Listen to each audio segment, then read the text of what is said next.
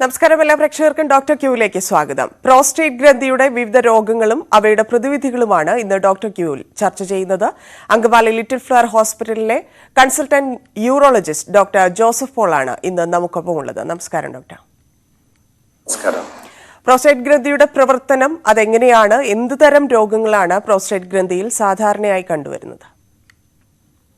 Prostate ഗ്രന്ഥിയിൽ പലതരത്തിലുള്ള അസുഖങ്ങൾ കാണാറുണ്ട്. അതിൽ പ്രധാനമായും നമ്മൾ കണ്ടുവരുന്നത് പ്രോസ്റ്റേറ്റ് ഗ്രന്ഥിയുടെ അണുബാധ അഥവാ ഇൻഫെക്ഷൻ, പിന്നീടുള്ളത് പ്രോസ്റ്റേറ്റ് ഗ്രന്ഥിയുടെ വീക്കമാണ്. വീക്കം രണ്ടു തരത്തിലുണ്ട്. ക്യാൻസർ അല്ലാത്ത വീക്കവും അതിനെ ബിനൈൻ പ്രോസ്റ്റേറ്റിക് ഹൈപ്പർപ്ലേസിയ എന്ന് പറയും. പിന്നീടുള്ളത് ക്യാൻസർ മൂലമുള്ള പ്രോസ്റ്റേറ്റ് ഗ്രന്ഥിയുടെ വീക്കവും. ഇതാണ് പ്രധാനമായും പ്രോസ്റ്റേറ്റ് ഗ്രന്ഥിയിൽ കണ്ടുവരുന്ന അസുഖങ്ങൾ. ഏത് പ്രായത്തിലുള്ള ആളുകളിലാണ് ഇത് കൂടുതൽ കണ്ടുവരുന്നത്? പ്രായത്തിന്റെ കാര്യത്തിൽ വരികയാണെങ്കിൽ പ്രോസ്റ്റേറ്റ് ഗ്രന്ഥിയുടെ ഇൻഫെക്ഷൻ താരതമ്യേന ചെറുപ്പക്കാരിലാണ് കാണുന്നത്. 20 വയസ്സിനും 50 വയസ്സിനും ഇടയിലുള്ള ചെറുപ്പക്കാരായ ആളുകളിലാണ് ഇൻഫെക്ഷൻ കാണുന്നത്. നേരെ മറിച്ച് ഗ്രന്ഥിയുടെ വീക്കം എടുക്കുകയാണെങ്കിൽ അത് 50 വയസ്സിന് മുകളിലാണ് കാണുന്നത്. അതുപോലെ തന്നെ ക്യാൻസറസ് ആയിട്ടുള്ള ഗ്രന്ഥി വീക്കം 75 വയസ്സിന് മേലെയുള്ള പുരുഷന്മാരിലാണ് കണ്ടുവരുന്നത്. ഡോക്ടർ, എന്തൊക്കെ കാരണങ്ങൾ കൊണ്ടാണ് ഈ പ്രോസ്റ്റേറ്റ് വീക്കം ഉണ്ടാവുന്നത്? പ്രോസ്റ്റേറ്റ് ഗ്രന്ഥിയുടെ വീക്കത്തിന് കാരണം ഏജ് റിലേറ്റഡ് ആണ്. പ്രായം ഏറി വരുമ്പോഴാണ് ഇത് സാധാരണ രീതിയിലുള്ള ഒരു മാറ്റം കൊണ്ടാണ്, ഗ്രന്ഥിയുടെ വളർച്ച കൊണ്ടാണ് പ്രോസ്റ്റേറ്റ് ഗ്രന്ഥിയുടെ വീക്കം ഉണ്ടാകുന്നത്. ഇതിന് അടിസ്ഥാനമായുള്ള ഒരു ഉൽപ്രേരകമായി ഉള്ള ഘടകം പുരുഷ ഹോർമോണായ ടെസ്റ്റോസ്റ്റിറോൺ എന്ന് പറയുന്ന ഒരു ഹോർമോണാണ്. ഇതിന്റെ അളവ് കൂടുന്നതിനനുസരിച്ച് ഇതിൽ പ്രോസ്റ്റേറ്റ് ഗ്രന്ഥിയുടെ വളർച്ചയിലും വ്യത്യാസങ്ങൾ കണ്ടേക്കാം. എന്നാൽ ഇത് എല്ലാവരിലും ഇതുപോലെ തന്നെ സ്ട്രിക്റ്റായി ഫോളോ ചെയ്യണമെന്നില്ല. ഇതിന്റെ അതായത് തുടക്കത്തിൽ തന്നെ ഇത് തിരിച്ചറിയാൻ സാധിക്കുന്നുണ്ടോ ആളുകൾക്ക്? എന്തൊക്കെയാണ് പ്രധാനമായിട്ടുണ്ടാവുന്ന ലക്ഷണങ്ങൾ? നേരത്തെ തിരിച്ചറിയാനുള്ള വഴികൾ എന്തൊക്കെയാണ്? എപ്പോഴാണ് ഡോക്ടറിലേക്ക് എത്തേണ്ടത്? പ്രധാനമായും ഇത് മൂലമുള്ള ലക്ഷണങ്ങൾ രണ്ടു തരത്തിലാണ്. ഒരു ഗ്രൂപ്പ് ഓഫ് സിംറ്റംസ്, അതായത് ലക്ഷണങ്ങൾ പ്രോസ്റ്റേറ്റ് ഗ്രന്ഥി മൂലമുണ്ടാകുന്ന മൂത്ര തടസ്സം കൊണ്ടാണ്. അപ്പോൾ സാധാരണഗതിയിൽ മൂത്രം ഒഴിക്കാൻ ചെല്ലുമ്പോൾ കൂടുതൽ സമയമെടുക്കുന്നു മൂത്രം വരാനായിട്ട്, സ്ട്രെയിൻ ചെയ്യേണ്ടി വരുന്നു. അതുപോലെ തന്നെ വിട്ടുവിട്ട മൂത്രം വരുന്നു, മൂത്രധാര നേർത്തതായി വരുന്നു, ഇതുപോലെയുള്ള സിംറ്റംസ് വരുന്നു. അതുപോലെ തന്നെ മൂത്രം ഒഴിച്ചു കഴിഞ്ഞാൽ കംപ്ലീറ്റ് ആയി മൂത്രം പോയി തീർന്നിട്ടില്ല എന്നൊരു തോന്നലുണ്ടാകുന്നു. ഇതിന് ഇൻകംപ്ലീറ്റ് വോയിഡിങ് സെൻസേഷൻ എന്ന് പറയും. വേറൊരു ഗ്രൂപ്പ് ഓഫ് സിംറ്റംസ്, ചില പ്രോസ്റ്റേറ്റ് ഗ്രന്ഥിയുടെ വളർച്ചയെ കുറിച്ച് ബ്ലാഡറിനകത്തോട്ടായിരിക്കും. അപ്പോൾ ഇറിറ്റേഷൻ സിംറ്റംസ് ആയിരിക്കും കൂടുതൽ കാണുക. എന്ന് വെച്ചാൽ അർജന്റ് ഇൻകോണ്ടിനൻസ്, അതായത് മൂത്രം ഒഴിക്കാൻ തോന്നിക്കഴിഞ്ഞാൽ നിയന്ത്രണം ഇല്ലാതെ മൂത്രം പോവുക, പിടിച്ചു വയ്ക്കാൻ സാധിക്കാതിരിക്കുക, കുറച്ചുകൂടെ പ്രോഗ്രസ് ചെയ്ത് കഴിഞ്ഞാൽ മൂത്രം അറിയാതെ പോവുക, അതിന് അർജന്റ് ഇൻകോണ്ടിനൻസ് എന്ന് പറയും. ഇതൊക്കെയാണ് പ്രോസ്റ്റേറ്റ് ഗ്രന്ഥിയുടെ വീക്കം കൊണ്ടുണ്ടാകുന്ന പ്രധാന ലക്ഷണങ്ങൾ. ഇതിന്റെ ചികിത്സ തുടങ്ങുന്നതിന് മുമ്പ് ഇപ്പൊ രോഗം കണ്ടുപിടിക്കാൻ സഹായിക്കുന്ന പ്രധാനപ്പെട്ട പരിശോധനകൾ, ഏത് സ്റ്റേജിലാണ് പേഷ്യന്റ് ഉള്ളതെന്ന് അറിയാനുള്ള പരിശോധനകൾ ഏതൊക്കെയാണ്? തീർച്ചയായും നമ്മൾ ഈ മേൽപ്പറഞ്ഞ രോഗലക്ഷണങ്ങളുമായി ഏതെങ്കിലും രോഗി നമ്മുടെ അടുത്ത് വരികയാണെങ്കിൽ ആദ്യമായി ചെയ്യേണ്ടത് രോഗവിവരം തിരക്കുകയാണ്. നേരത്തെ പറഞ്ഞിട്ടുള്ള ഏത് തരത്തിലുള്ള ലക്ഷണങ്ങളാണ് കൂടുതൽ ഉള്ളത് എന്ന് ചോദിച്ച് മനസ്സിലാക്കുക. ഇതിന്റെ സിവിയറിറ്റി അളക്കുന്ന ഒരു international prostate symptom score IPSS എന്ന് പറയുന്ന ഒരു ചോദ്യാവലിയുണ്ട്. അതില് ഗ്രേഡിംഗ് അനുസരിച്ച്, അതിന്റെ പോയിന്റ് സ്കോർ അനുസരിച്ച് നമ്മുടെ ഈ രോഗിയുടെ രോഗലക്ഷണങ്ങളുടെ തീവ്രത നിശ്ചയിക്കാൻ സാധിക്കും. അത് കഴിഞ്ഞാൽ പിന്നെ ദേഹപരിശോധനയാണ്. ദേഹപരിശോധന പ്രധാനമായി വരുന്നത് മലദ്വാരത്തിലൂടെ വിരൽ കടത്തി പ്രോസ്റ്റേറ്റ് ഗ്രന്ഥിയുടെ വലിപ്പം അസസ് ചെയ്യാന്ന് എന്നുള്ളതാണ്. പ്രോസ്റ്റേറ്റ് ഗ്രന്ഥിയുടെ ഘടന, അതുപോലെ തന്നെ വലിപ്പം എന്നിവ മനസ്സിലാക്കാം. ഇത് കഴിഞ്ഞതിന് ശേഷം പിന്നെ വരുന്നത് ടെസ്റ്റുകളാണ്. ടെസ്റ്റുകളിൽ പ്രധാനമായി വരുന്നത് അൾട്രാസൗണ്ട് സ്കാൻ. അൾട്രാസൗണ്ട് സ്കാൻ എന്ന് പറയുന്നത് ഒരു ദേഹ ഇൻവെസ്റ്റിഗേഷൻ ആണ്. അതുപോലെ നമുക്ക് മനസ്സിലാക്കാൻ സാധിക്കുന്നത് പ്രോസ്റ്റേറ്റ് ഗ്രന്ഥിയുടെ വലിപ്പം, അതുപോലെ തന്നെ അതിന്റെ എക്കോജെനിസിറ്റി എന്ന് പറയും, അതിന്റെ ഘടനയിലുള്ള വ്യത്യാസമുണ്ടോ, എന്തെങ്കിലും വ്യത്യാസമുണ്ടോ എന്ന് മനസ്സിലാക്കാം. അതുപോലെ തന്നെ മൂത്രം ഒഴിച്ചു കഴിഞ്ഞാൽ മൂത്രം അധികം ബ്ലാഡറിനകത്ത് കെട്ടിക്കിടക്കുന്നുണ്ടോ എന്നുള്ള കാര്യം മനസ്സിലാക്കാൻ സാധിക്കും. ഇത്തരം കാര്യങ്ങൾ നമുക്ക് അൾട്രാസൗണ്ടിൽ നിന്ന് മനസ്സിലാക്കാൻ സാധിക്കും. കൂടാതെ യൂറിൻ ഇതുമൂലം കിഡ്നിയെ ബാധിച്ചിട്ടുണ്ടെന്ന് മനസ്സിലാക്കാനുള്ള serum creatinine, blood urea test ഉണ്ട്. അതുപോലെ തന്നെ യൂറിനിൽ ഇൻഫെക്ഷൻ ഉണ്ടായിട്ടുണ്ടെന്ന് അറിയാൻ യൂറിൻ റുട്ടീൻ, യൂറിൻ കൾച്ചർ ടെസ്റ്റുകളുണ്ട്. പിന്നീടുള്ളത് പ്രോസ്റ്റേറ്റ് ഗ്രന്ഥിയുടെ ക്യാൻസർ നമ്മൾ സംശയിക്കുകയാണെങ്കിൽ PSA എന്നുള്ള ഒരു ടെസ്റ്റ്, പ്രോസ്റ്റേറ്റ് സ്പെസിഫിക് ആന്റിജൻ എന്നുള്ള ഒരു ടെസ്റ്റ് ഉണ്ട്. അതുമൂലം നമുക്ക് ഏകദേശം ഒരു ധാരണയിലെത്താൻ സാധിക്കും. PSA ടെസ്റ്റ് കൂടുകയാണെങ്കിൽ, PSAയുടെ വാല്യൂ കൂടുകയാണെങ്കിൽ നമുക്ക് അടുത്തതായി ചെയ്യേണ്ടത് ഇൻഫെക്ഷൻ ഇല്ല എന്ന് നമ്മൾ മനസ്സിലാക്കിയതിനു ശേഷം പ്രോസ്റ്റേറ്റ് ഗ്രന്ഥിയുടെ ബയോപ്സി ടെസ്റ്റ് ആണ്. ബയോപ്സി ടെസ്റ്റ് ചെയ്ത് കഴിഞ്ഞാൽ പ്രോസ്റ്റേറ്റ് ഗ്രന്ഥിയിൽ ഒരു ടിഷ്യൂ എടുത്ത് നമ്മൾ ലാബിലേക്ക് അയക്കുകയാണ്. അപ്പോൾ ഒരു പത്തോളജിസ്റ്റിന്റെ സഹായത്തോടു കൂടി നമുക്ക് ക്യാൻസറസ് ഇൻവോൾവ്മെന്റ് ഉണ്ടോ ഇല്ലയോ എന്നുള്ളത് വ്യക്തമായിട്ട് മനസ്സിലാക്കാൻ സാധിക്കും. ഡോക്ടർ, ഈ പ്രോസ്റ്റേറ്റ് ക്യാൻസർ അത് എത്രത്തോളം അപകടകാരിയാണ്, എങ്ങനെ അതിനെ തിരിച്ചറിയാം? ഇപ്പോഴും പ്രോസ്റ്റേറ്റ് ഗ്രന്ഥിയുടെ ക്യാൻസർ മൂലമുള്ള വളർച്ചയാണെങ്കിൽ സിംറ്റംസ് ചിലപ്പോൾ വളരെ വൈകിയ സ്റ്റേജിലായിരിക്കും ഉണ്ടാവുക. പലപ്പോഴും ചിലപ്പോൾ ഒരു ഉദാഹരണത്തിന് പ്രോസ്റ്റേറ്റ് ഗ്രന്ഥിയുടെ ക്യാൻസർ ബാധിക്കുന്ന ഒരു അവയവമാണ് നട്ടെല്ല്. അപ്പോൾ നട്ടെല്ലിലേക്ക് വ്യാപിക്കാൻ ഏറെ സാധ്യതയുള്ള ഒരു അസുഖമാണ് പ്രോസ്റ്റേറ്റ് ക്യാൻസർ. പലപ്പോഴും ഒരു പ്രായമായ ഒരാൾ നട്ടെല്ലിന് വേദനയായി വരികയാണെങ്കിൽ നമ്മൾ ക്ലിനിക്കലി പ്രോസ്റ്റേറ്റ് ഗ്രന്ഥിയുടെ വലിപ്പമുണ്ടോ എന്നുള്ളത് അസസ് ചെയ്യേണ്ടതാണ്. അങ്ങനെ വരികയാണെങ്കിൽ PSA ടെസ്റ്റും അതിന്റെ ബയോപ്സി ടെസ്റ്റുകളും ചെയ്ത് രോഗനിർണയം നടത്തേണ്ടതാണ്. അതുപോലെ തന്നെ നേരത്തെ പറഞ്ഞ പ്രോസ്റ്റേറ്റ് ഗ്രന്ഥിയുടെ വലിപ്പം മൂലമുണ്ടാകുന്ന വോയിഡിങ് ആൻഡ് സ്റ്റോറേജ് സിംറ്റംസ്, മൂത്രത്തിന്റെ തടസ്സം, മൂത്രത്തിന് വരാനുള്ള താമസം, ഇതെല്ലാം കണ്ടുവരാറുണ്ട്. ഈ പ്രോസ്റ്റേറ്റ് ഗ്രന്ഥിയുടെ വലിപ്പത്തിനനുസരിച്ചാണോ ചികിത്സയുടെ ആ ഒരു ടൈം എടുക്കുന്നത്, ഇല്ലെങ്കിൽ രോഗിയുടെ പ്രായം, ഇതൊക്കെ ചികിത്സാ രീതിക്കും ഇല്ലെങ്കിൽ അതിനെടുക്കുന്ന സമയത്തിനും തമ്മിൽ വ്യത്യാസമുണ്ടോ? പലർക്കും പലതാണ്. തീർച്ചയായിട്ടും സൈസ് ഡസൻ മാറ്റർ എന്നൊരു ചൊല്ലുണ്ട്. അത് പ്രോസ്റ്റേറ്റ് ഗ്രന്ഥിയുടെ കാര്യത്തിൽ വളരെ പ്രസക്തമാണ്. പലപ്പോഴും വലിയ പ്രോസ്റ്റേറ്റ് ഗ്രന്ഥി ആണെങ്കിലും ചിലപ്പോൾ ലക്ഷണങ്ങൾ അധികം ഉണ്ടാകണമെന്നില്ല. ചിലപ്പോൾ ചെറിയ പ്രോസ്റ്റേറ്റ് ഗ്രന്ഥിയുള്ള ആളുകൾക്ക് ചിലപ്പോൾ ലക്ഷണം കൂടിയെന്നിരിക്കും. അപ്പൊ പ്രധാനമായും ലക്ഷണങ്ങൾ, അതുപോലെ ഞാൻ നേരത്തെ സൂചിപ്പിച്ച ഇന്റർനാഷണൽ പ്രോസ്റ്റേറ്റ് സിംപ്റ്റം സ്കോർ, അതിലത്തെ സ്കോർ അനുസരിച്ചിട്ടുള്ളതാണ് ഇതിന്റെ ചികിത്സാ രീതി തീരുമാനിക്കുന്നത്. അപ്പൊ പ്രോസ്റ്റേറ്റ് ഗ്രന്ഥി നമ്മൾ അൾട്രാസൗണ്ട് സ്കാൻ ചെയ്ത ഒരു രോഗിക്ക് പ്രോസ്റ്റേറ്റ് ഗ്രന്ഥിയുടെ വലിപ്പമുണ്ട് എന്ന് കരുതി ആ പേഷ്യന്റിന് ലക്ഷണങ്ങൾ ഇല്ല എന്നുണ്ടെങ്കിൽ ചികിത്സയുടെ ആവശ്യം തന്നെ ഇല്ല. നേരെ മറിച്ച് ഒരു ചെറിയ പ്രോസ്റ്റേറ്റ് ആണ്, പക്ഷെ സിംറ്റംസ് വളരെ കാര്യമായിട്ടുണ്ടെങ്കിൽ ചികിത്സകൾ വേണ്ടി വരും. അതുകൊണ്ട് സൈസ് മാത്രം ഒരു ക്രൈറ്റീരിയയായി നമുക്ക് എടുക്കാൻ സാധിക്കത്തില്ല. ഇതിന്റെ ചികിത്സാ രീതിയിലേക്ക് കടക്കുകയാണെങ്കിൽ എങ്ങനെയാണ് ചികിത്സ? ഏതൊക്കെ സ്റ്റേജസിൽ ഏതൊക്കെ തരത്തിലുള്ള ചികിത്സയാണ്? മെഡിസിൻ കൊണ്ട് മാത്രം മാറുന്ന പ്രശ്നങ്ങളുണ്ടോ, ഇല്ലെങ്കിൽ ഇപ്പം ഈ ബ്ലാഡർ റിലാക്സ് ചെയ്യിപ്പിക്കുന്ന അത്തരത്തിലുള്ള കാര്യങ്ങളുണ്ടല്ലോ, അങ്ങനെയുള്ള ചികിത്സകളിൽ മാറുന്ന പ്രശ്നങ്ങളുണ്ടോ, ഇല്ലെങ്കിൽ കൂടുതൽ സർജറിയിലേക്കൊക്കെ കടക്കേണ്ട സാഹചര്യമാണോ കൂടുതലായിട്ടും? തീർച്ചയായും ആരംഭദശയിൽ കണ്ടുപിടിക്കുകയാണെങ്കിൽ മരുന്നുകൾ തന്നെയാണ് ഇതിന്റെ മെയിൻ ആയിട്ടുള്ള ട്രീറ്റ്മെന്റിൽ വരുന്നത്. പലതരത്തിലുള്ള മരുന്നുകളുണ്ട്. പ്രോസ്റ്റേറ്റ് ഗ്രന്ഥിയുടെ മസിലിന്റെ റിലാക്സ് ചെയ്യാനുള്ള മരുന്നുകൾ, അതുപോലെ തന്നെ പ്രോസ്റ്റേറ്റ് ഗ്രന്ഥിയുടെ ഗ്ലാൻഡ് ഷ്രിങ്ക് ചെയ്യുക, ചുരുക്കാനുള്ള മരുന്നുകൾ, അങ്ങനെ പലതരത്തിലുള്ള മരുന്നുകളുണ്ട്. ചെറിയ പ്രോസ്റ്റേറ്റ് ഗ്രന്ഥി ആണെങ്കിൽ റിലാക്സ് ചെയ്യാനുള്ള മരുന്നുകൾ മാത്രം മതിയാകും. എന്നാൽ വലിയ പ്രോസ്റ്റേറ്റ് ഗ്രന്ഥി ആണെങ്കിൽ കോമ്പിനേഷൻ മരുന്നുകൾ വേണ്ടി വരും. ഇങ്ങനെയാണ് മരുന്നുകളുടെ ചികിത്സ വെച്ചിട്ടുള്ള ചികിത്സാ രീതി ഇങ്ങനെയാണ്. നേരെ മറിച്ച് ഇതുകൊണ്ട് പറ്റാത്ത കേസ് സാഹചര്യങ്ങളിൽ ഓപ്പറേഷൻ വേണ്ടി വന്നേക്കാം. അതെപ്പോഴാണ് സർജറി ആവശ്യമായി വരുന്ന ഒരു സാഹചര്യം, ഘട്ടം അതേതാണ്? നമ്മൾ മരുന്നുകൾ കൊടുത്തു ഒരു രോഗി പ്രതികരിക്കുന്നില്ല, കുറച്ച് അധികം കാലം നമ്മൾ ഒബ്ജക്റ്റീവായിട്ട് അസസ് ചെയ്തു, സ്കോറിൽ ഇംപ്രൂവ്മെന്റ് വരുന്നില്ല, അതൊരു ഇൻഡിക്കേഷനാണ്, സർജറിക്കുള്ള ഒരു ഇൻഡിക്കേഷനാണ്. അതുപോലെ കൂടെ മൂത്ര തടസ്സം ഉണ്ടാവുക, ട്യൂബ് ഇടേണ്ടി വരിക. ഒരു പ്രാവശ്യം മൂത്ര തടസ്സം ഉണ്ടായി ട്യൂബ് ഇടേണ്ടി വന്നു. അത് കഴിഞ്ഞിട്ട് ട്യൂബ് എടുത്തു, മരുന്നുകൾ സ്റ്റാർട്ട് ചെയ്തു, എന്നിട്ടും വീണ്ടും തടസ്സം ഉണ്ടാകുകയാണെങ്കിൽ അതിന് റിഫ്രാക്ടറി യൂറിനറി റിട്ടൻഷൻ എന്ന് പറയും. ആ സാഹചര്യത്തിലും ഓപ്പറേഷൻ ചെയ്യേണ്ടി വരും. അതുപോലെ തന്നെ ഇത് പ്രോസ്റ്റേറ്റ് ഗ്രന്ഥിയുടെ വീക്കം മൂലം കിഡ്നിയെ ബാധിച്ചിട്ടുണ്ടെങ്കിൽ ആ സാഹചര്യത്തിൽ ഓപ്പറേഷൻ ചെയ്യേണ്ടി വരും. അതുപോലെ തന്നെ പ്രോസ്റ്റേറ്റ് ഗ്രന്ഥിയുടെ വീക്കം മൂലം മൂത്രസഞ്ചിയിൽ കല്ലുകൾ രൂപപ്പെടുക, കൂടെ ഇൻഫെക്ഷൻ ഉണ്ടാവുക, അതെല്ലാം സർജറി ചെയ്യാനുള്ള ഇൻഡിക്കേഷൻസ് ആണ്. ഓക്കെ ഡോക്ടർ, നമുക്കൊരു കോൾ ഉണ്ട് മുംബൈയിൽ നിന്നാണ്. വിനോദ് ജോർജ്. വിനോദ് ഡോക്ടറോട് ചോദിച്ചോളൂ. ഡോക്ടർ നമസ്കാരം. നമസ്കാരം. Hello doctor. ചോദിച്ചോളൂ, ഡോക്ടറിനെ കേൾക്കാം. കേൾക്കാം. ഞാൻ ബോംബെയിൽ നിന്ന് വിളിക്കുവാണ്. എനിക്ക് പ്രോസ്റ്റേറ്റിന്റെ പ്രോബ്ലം ഉണ്ട്. എനിക്ക് ആ മൂത്രം ഒഴിക്കുന്നതിന്റെ അങ്ങേ അറ്റത്ത് ഭയങ്കര എരിച്ചിലാണ്. ഇതുകൊണ്ടാണ് ഡോക്ടർ വരുന്നത്? ഈ പ്രോസ്റ്റേറ്റ് ഉള്ളത് കൊണ്ടാണോ?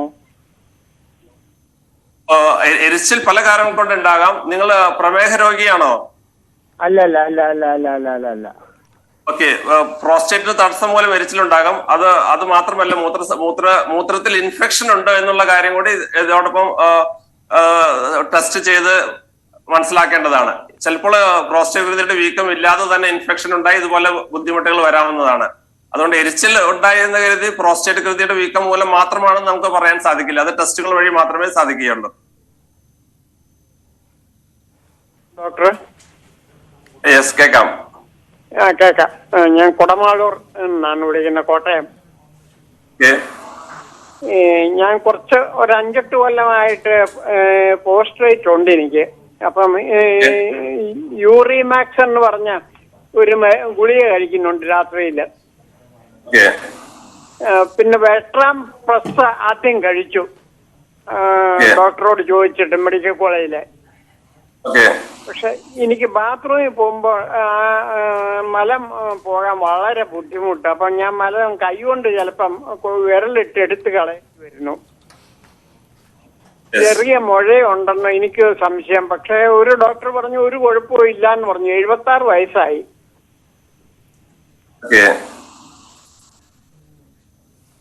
പ്രോസ്റ്റേറ്റ് ഗ്രന്ഥിയുടെ സ്ഥാനം എന്ന് പറയുന്നത് മൂത്രസഞ്ചിയുടെ അടിയിലായി മൂത്രനാളിയെ ചുറ്റിയാണ് സ്ഥിതി ചെയ്യുന്നത്.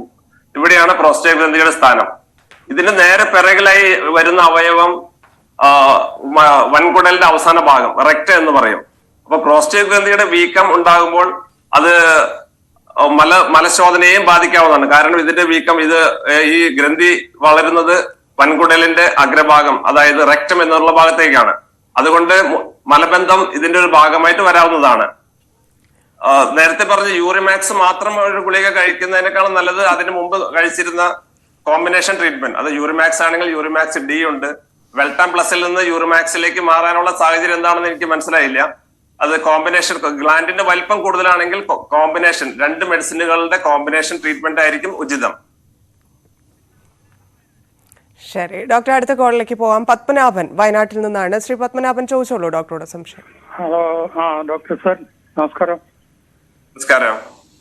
പിന്നെ പത്മനാഭൻ മാനന്തവാടിന്ന്. ഒരു 79 വയസ്സായി. മൂത്രം ഒഴിക്കുമ്പോൾ കിടക്കിടക്ക് കട്ടാവും. പിന്നെ ചില സമയത്ത് ശക്തി കൊടുത്ത് മൂത്രം ഒഴിക്കണം. രാത്രി കൂടുതൽ മൂത്രം പോവുക. അതിനെന്താ ഒരു മരുന്നുള്ളത് എന്നൊന്ന് പറഞ്ഞു തന്നാൽ. എത്ര കാലമായിട്ടുണ്ട് ഈ ബുദ്ധിമുട്ട്? ഇതിപ്പോ ഒരു 5-6 മാസത്തിൽ മേലെയായി. ഏകദേശം ഒരു 5-6 മാസം പോരാ, ഒരു കൊല്ലത്തോളം ഏകദേശമായി തോന്നുന്നുണ്ട്. ഓക്കെ, നിങ്ങൾ സൂചിപ്പിച്ച 2 ലക്ഷണങ്ങളും ഒരു ടിപ്പിക്കൽ പ്രോസ്റ്റേറ്റ് ഗ്രന്ഥിയുടെ വീക്കം മൂലം ഉണ്ടാകുന്ന ലക്ഷണങ്ങളാണ്. അതുകൊണ്ട് എന്ത് തരത്തിലുള്ള വീക്കമാണെന്നുള്ള പരിശോധനകൾ നടത്തി ഉറപ്പുവരുത്തിയതിനു ശേഷം അതിന് ചികിത്സ തേടേണ്ടതാണ്. അത് ആരംഭത്തിൽ ഇതുവരെ ചികിത്സകളൊന്നും ലഭിച്ചിട്ടില്ല എങ്കിൽ മരുന്നുകളായിരിക്കും ആദ്യമേ ആരംഭിക്കുക. മരുന്നുകളോട് പ്രതികരിക്കുന്നില്ല, നിങ്ങളുടെ സിംറ്റംസ്, ലക്ഷണങ്ങൾ ഇംപ്രൂവ് ചെയ്യുന്നില്ല എന്നുണ്ടെങ്കിൽ മാത്രം ചിലപ്പോൾ ഓപ്പറേഷൻ വേണ്ടി വന്നേക്കാം. ശരി ഡോക്ടർ, അടുത്ത കോളിലേക്ക് പോകുന്നു. കണ്ണൂരിൽ നിന്നാണ് ശ്രീകാന്ത് ഡോക്ടറോട് ചോദിച്ചോളൂ. ഓക്കെ, നമസ്കാരം ഡോക്ടർ. നമസ്കാരം. ഞാൻ കണ്ണൂരിൽ നിന്നാണേ. എനിക്ക് കഴിഞ്ഞൊരു 4-5 വർഷമായിട്ട് ഈ പ്രോസ്റ്റൈറ്റിസ് എന്ന് പറഞ്ഞൊരു പ്രശ്നം ഉണ്ടായിരുന്നു. പ്രോസ്റ്റൈറ്റിസ് ഒരു ഇൻഫെക്ഷൻ. അത് ഇൻഫെക്ഷൻ ആണ്, പ്രോസ്റ്റേറ്റ് ഗ്രന്ഥിയുടെ ഇൻഫെക്ഷനാണ് പ്രോസ്റ്റൈറ്റിസ് എന്ന് പറയുന്നത്. ഞാൻ എന്നിട്ട് ഡോക്ടറെ 3-4 ഡോക്ടറൊക്കെ കാണിച്ചു. എന്നിട്ട് റാപ്പിലിഫ് 8 എന്ന് പറഞ്ഞ ഗുളിക കുറെ വർഷങ്ങളായിട്ട് കഴിക്കുന്നത്. റാപ്പിലിഫ് 8 ഇപ്പൊ എന്നിട്ട് നല്ല മാറ്റമുണ്ട്. ഇപ്പൊ ഒരു 6 മാസമായിട്ട് ഞാൻ മരുന്ന് കഴിക്കുന്നില്ല. എന്റെ സംശയം ഡോക്ടർ, ഇത് വീണ്ടും രോഗം തിരിച്ചു വരുമോ, അല്ലെങ്കിൽ വീണ്ടും പ്രയാസം ഉണ്ടാവുമോ? ചിലപ്പോഴൊക്കെ എനിക്ക് ചെറിയൊരു പ്രയാസം, മൂത്രം ഒഴിക്കുമ്പോഴൊക്കെ ചെറിയൊരു പുകച്ചിലൊക്കെ ഇപ്പോഴും തോന്നാറുണ്ട്. ഞാൻ മരുന്നിപ്പം കഴിക്കുന്നില്ല. നിങ്ങൾക്ക് പ്രമേഹ രോഗമുണ്ടോ? ഇല്ല. പ്രമേഹ രോഗികളിലാണ് കൂടുതലായും പ്രോസ്റ്റേറ്റൈറ്റിസ് ഉണ്ടാകുന്നത്. എന്ന് കരുതി പ്രമേഹം ഇല്ലാത്തവരിൽ വരില്ല എന്ന് പറയാൻ സാധിക്കില്ല. പക്ഷെ പ്രോസ്റ്റേറ്റ് ഗ്രന്ഥിയുടെ വീക്കം എന്ന് പറയുന്നത് ഒരു ഏജിനനുസരിച്ച് ഗ്രാജുവലായി കൂട്ടിക്കൊണ്ടിരിക്കുന്നതാണ്. അതുകൊണ്ട് എനിക്ക് 45 വയസ്സ്, 45 ഇപ്പൊ പ്രോസ്റ്റേറ്റൈറ്റിസ് എന്ന് പറയുന്ന അസുഖമാണ് വരാൻ സാധ്യത കൂടുതൽ. അല്ലാത്തത് വീക്കം ഒരു 50 വയസ്സിന് മേലെയാണ് കൂടുതലായി കണ്ടുവരുന്നത്.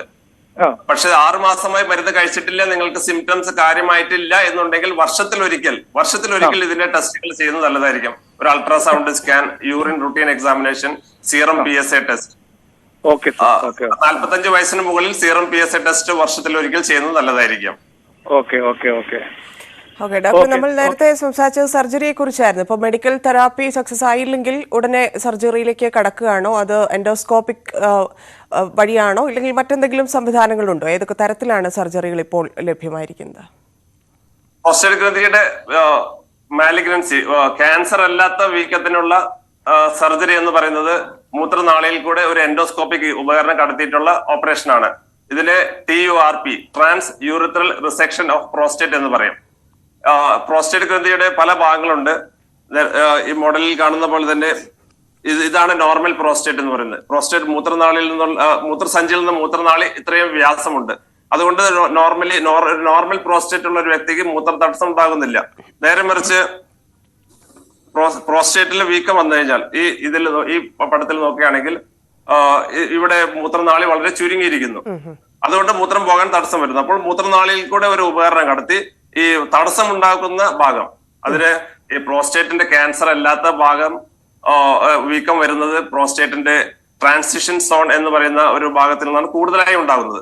അതുകൊണ്ട് ആ ഭാഗം മാത്രം ഗ്രൈൻഡ് ചെയ്ത് കളയുന്ന ഓപ്പറേഷനെയാണ് TURP, transurethral resection of prostate എന്ന് പറയുന്നത്.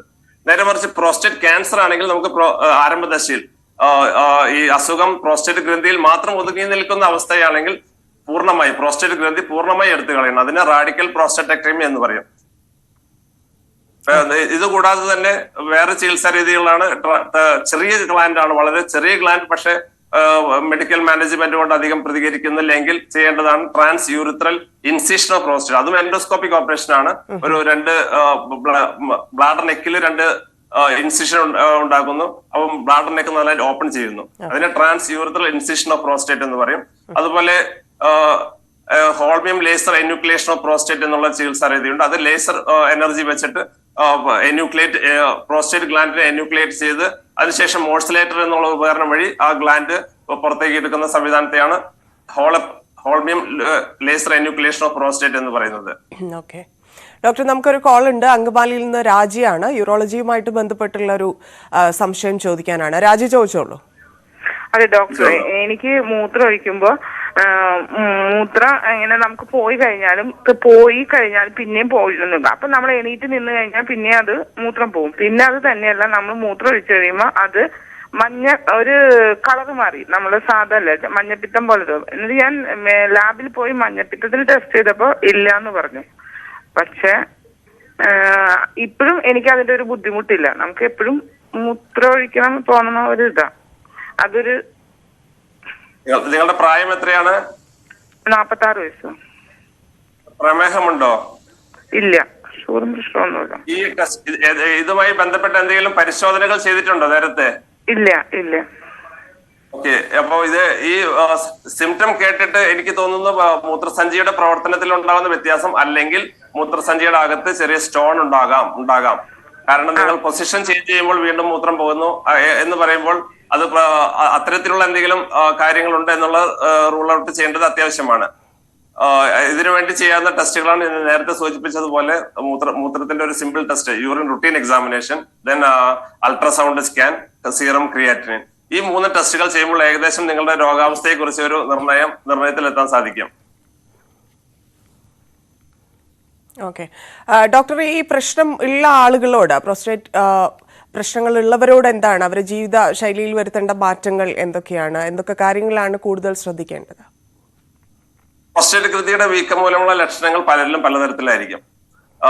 ഇതുമൂലം ജീവിതശൈലിയിലെ വ്യത്യാസം മൂലം നമുക്ക് രോഗത്തിന്റെ വളർച്ച അല്ലെങ്കിൽ പുരോഗതിയെ തടയാൻ സാധിക്കണമെന്നില്ല.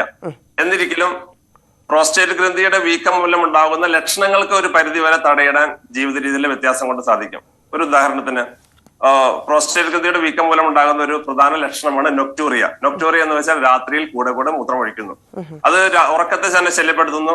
അതുപോലെ അവരുടെ ക്വാളിറ്റി ഓഫ് ലൈഫിനെ തന്നെ ബാധിക്കുന്ന ലക്ഷണമാണ്. അപ്പൊ അങ്ങനെയുള്ള വ്യക്തികളോട് ഞാൻ പറയാറുള്ളത്, ചിലർക്ക് രാത്രിയിൽ വെള്ളം കുടിക്കുന്ന ശീലമുണ്ട്.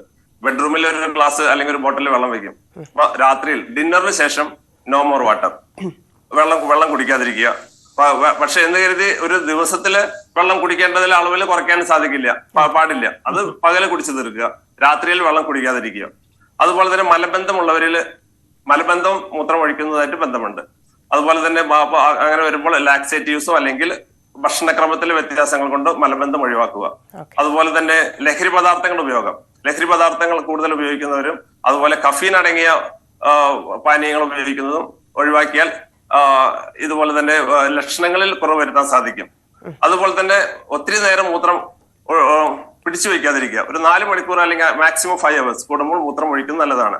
കാരണം കൂടുതൽ ബ്ലാഡർ ഡിസ്റ്റൻഷൻ വന്നാൽ, ഒരു ഫിസിയോളജിക്കൽ ലിമിറ്റ് വിട്ട് ബ്ലാഡറിന് ഡിസ്റ്റൻഷൻ വന്നാൽ അത് ബ്ലാഡറിന്റെ കൺട്രാക്ഷനെ ബാധിച്ചേക്കാം.